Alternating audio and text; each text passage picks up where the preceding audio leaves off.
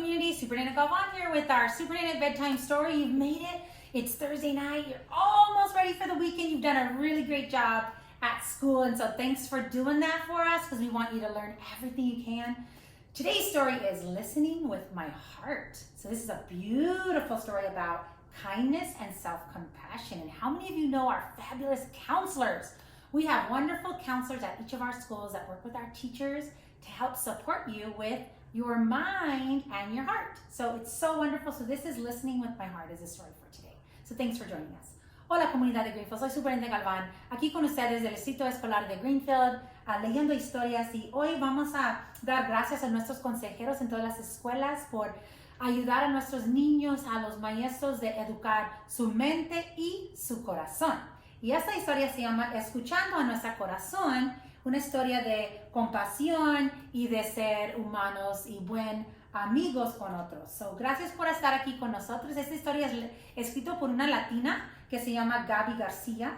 So, vamos a celebrar y a oír lo que ella tiene para compartir con nosotros. So thanks for joining us again, Listening with My Heart, and it's actually written by a Latin person, and this is by Gaby Garcia. So let's see what we can learn today. Esperanza, that's her name. Esperanza's tummy fluttered as she practiced her lines on the porch. Today was the class play. Waiting for Mama to walk with her to school, she paced back and forth when she spotted a heart-shaped rock. Esperanza picked it up and showed it to Mama as soon as she stepped outside. I see you found a little treasure, said Mama. Esperanza rubbed its rough surface and felt a twinkle of joy. Maybe it's a sign, Mama. A sign for what? Asked Mama.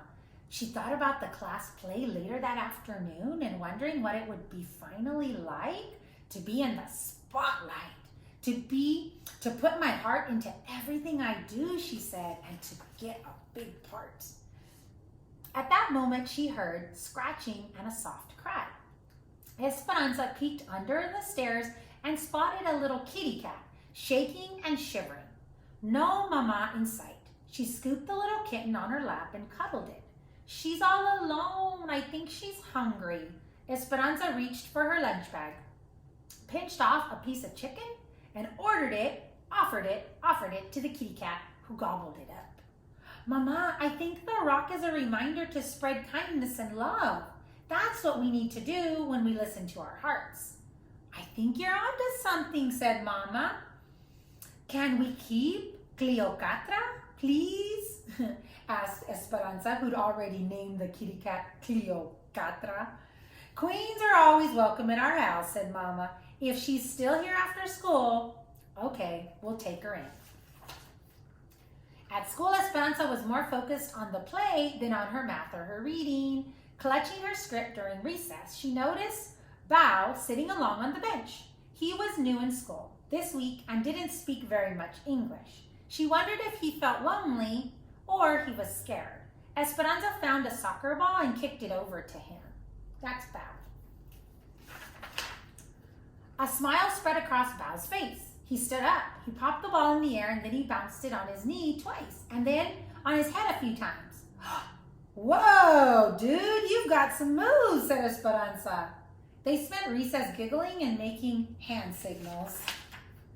Afterwards, Esperanza borrowed Mrs. Owen's English Vietnamese dictionary. She wrote friend in Vietnamese, drew a picture of Bao and her, then put it on her desk. Esperanza rubbed the rock in her pocket. Listening with her heart made her feel peaceful inside. So Bao is Vietnamese, and so she wanted to say hello to him in his own language.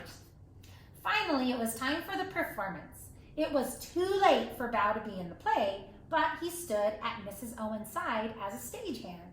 Excitement bubbled as Esperanza waited for her cue. Esperanza walked on the stage, tripped as she was about to say her first line, and splattered across the stage. She fell down. When she got up, she forgot her lines, so Miss Owens whispered them to her from backstage. Heat rushed over Esperanza's body, and all eyes were glued to her. She just wished she could disappear in that moment. Oh, I ruined the play, she thought. She rushed off stage as soon as she finished her part. I messed up everything in front of everyone. She tucked herself in behind some props so no one would see her. Esperanza noticed her body shaking and her face still burning. She took a deep breath and dug the rock out of her pocket. It was cracked and lopsided, just how she felt. Esperanza touched her hand to her heart and felt disappointment. Bao found Esperanza a few minutes later and handed her a drawing with the word friend written above it. Esperanza nodded. She hadn't been treating herself like a friend. Esperanza realized this wasn't the first time she'd been unkind to herself.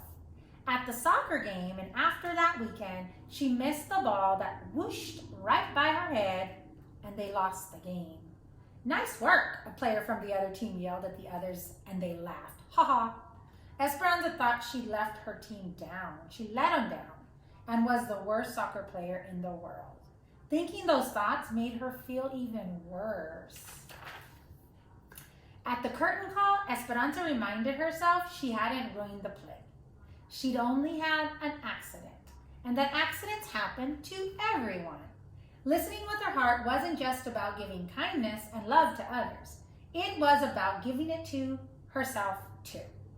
I can be a friend to myself too, said Esperanza, and sometimes I need it.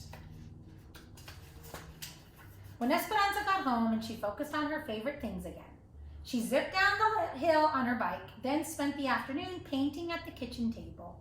She also got a hug she needed from Mama, and soon some cuddles from Cleopatra. And that is the end.